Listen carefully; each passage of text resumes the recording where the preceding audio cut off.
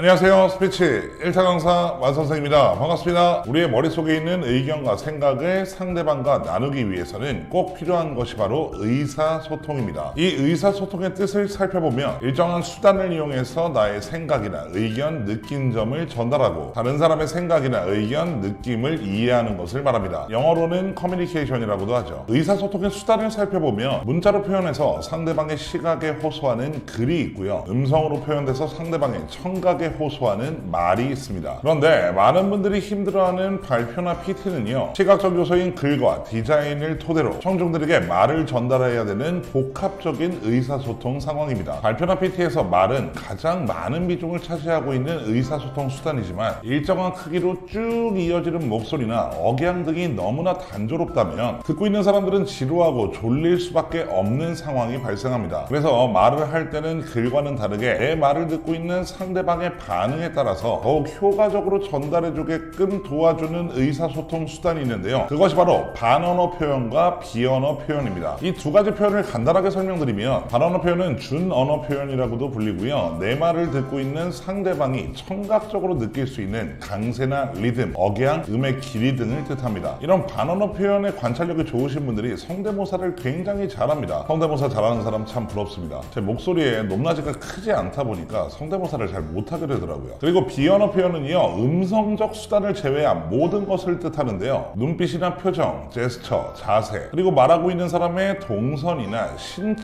접촉 등을 의미하고요. 몸으로 할 수 있는 모든 움직임을 비언어 표현이라고 생각하시면 되겠습니다. 내가 지금 현재 발표에서 느낄 수 있는 신체적 긴장감도 없앨 수 있고요. 그리고 내 생각과 의견의 전달력도 확 높여줄 수 있는 비언어 표현 5가지를 알려드리도록 하겠습니다. 지금부터 영상 시작합니다. 따라오세요.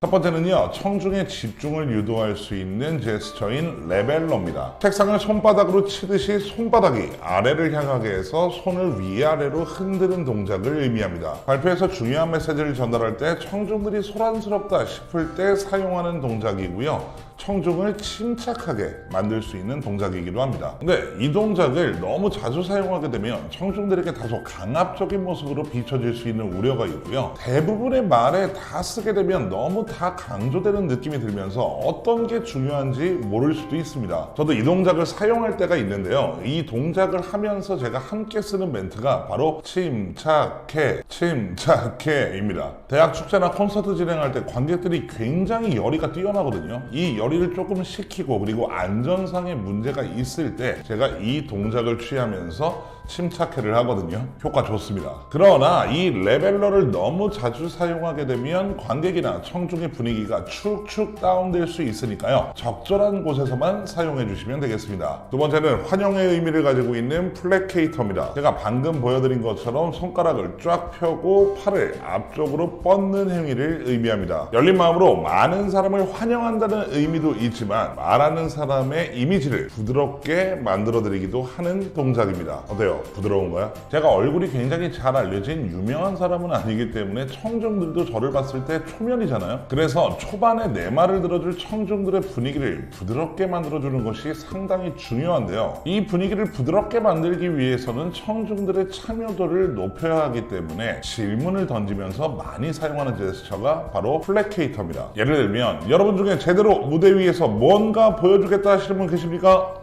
네, 올라오세요. 제가 오늘 말씀드린 스피치에 대한 부분 중에서 혹시 궁금한 것 있으신가요? 이런 식으로 질문하면서 청중을 움직이게 하거나 독려하는 등의 멘트 등을 함께 써보신다면 효과가 더욱 좋을 겁니다. 세 번째는 권위 있어 보이는 손짓인 컴퓨터입니다. 갑자기 턱을 괴서 의아한 분들도 계실 텐데요. 생각하는 사람이라는 조각상 알고 계십니까? 오기스트 로댕이라는 예술가가 만든 작품인데요. 이 생각하는 사람 조각상을 유명하게 만든 시그니처 포즈가 턱을 오른쪽에 괴고 있는 모습입니다. 이 컴퓨터 제스처를 사용할 때는요, 한 팔로 다른 팔을 받치고 턱을 괴는 자세를 생각해 보시면 되겠습니다. 이것도 괜찮아요. 이 컴퓨터 제스처는요, 말하는 사람의 진중하고 진지한 이미지를 만들 수도 있고요. 특히 Q&A 시간이나 청중의 질문을 받을 때 상당히 많이 사용하는 제스처입니다. 나는 당신에게 집중하고 있습니다. 나는 당신의 질문을 진중하고 진지하게 듣고 있고 당신의 질문에 답변을 줄 수 있는 권위 재능이 있는 사람입니다 라는 모습을 보여줄 수 있습니다. 이 컴퓨터 자세는요, 스티븐 잡스나 김재동 씨가 고뇌하거나 상대방의 질문에 대한 생각을 할 때 많이 사용하는 제스처로 알려져 있는데요, 저는 그렇게 많이 사용하는 것 같지는 않습니다.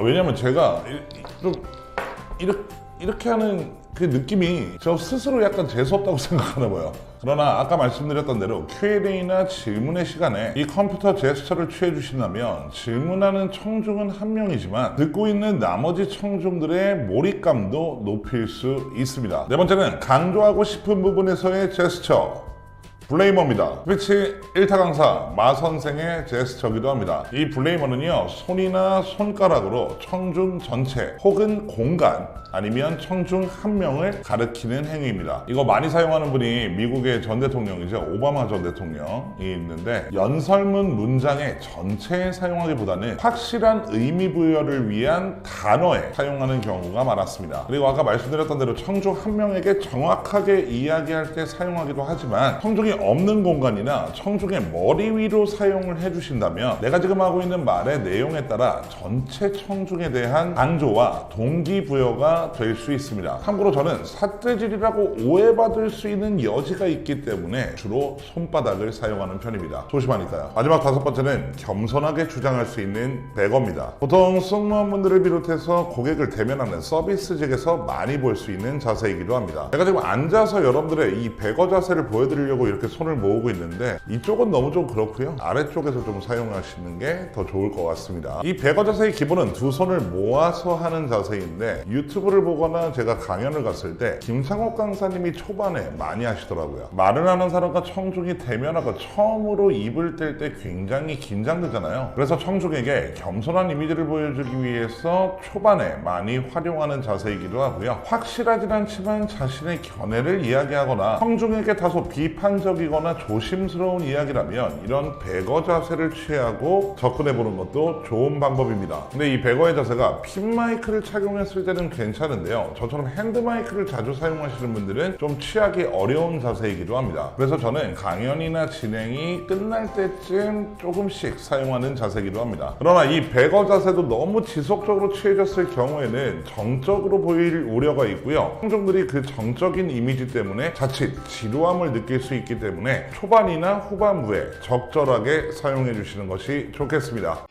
그리고 발표나 PT 대본을 만들 때 이 5가지 비언어 표현을 적재적소에 넣어보시는 게 중요한데요, 대본에 행동 지문처럼 넣어보시면 더욱 효과가 좋습니다. 대본 작성하는 방법은 제 컨텐츠에도 나와 있으니까요, 한번 확인해 보시기 바랍니다. 그리고 한 가지 미세먼지 팁을 알려드리면, 사람의 피부 부위 중에서 연한 살 있죠, 뭐 손바닥이라든지 뭐 이쪽이라든지 이런 쪽을 강조하는 듯한 움직임을 많이 보여주시면 청중의 호감과 신뢰를 얻을 수 있는 확률이 높아진다고 하니까 참고해 주시고요, 이건 1대1 대화 때도 마찬가지라는 사실 잊지 않으시길 바랍니다. 오늘 말씀드린 비언어 표현 5가지를 꾸준히 연습하고 발표 당일 자신이 열심히 준비한 내용을 청각적 요소와 함께 청중의 시각적 요소도 확 사로잡을 수 있는 전달력 있는 당신이 되길 바라는, 저는 스피치 1타 강사 마 선생이었습니다. 고맙습니다. 감사합니다.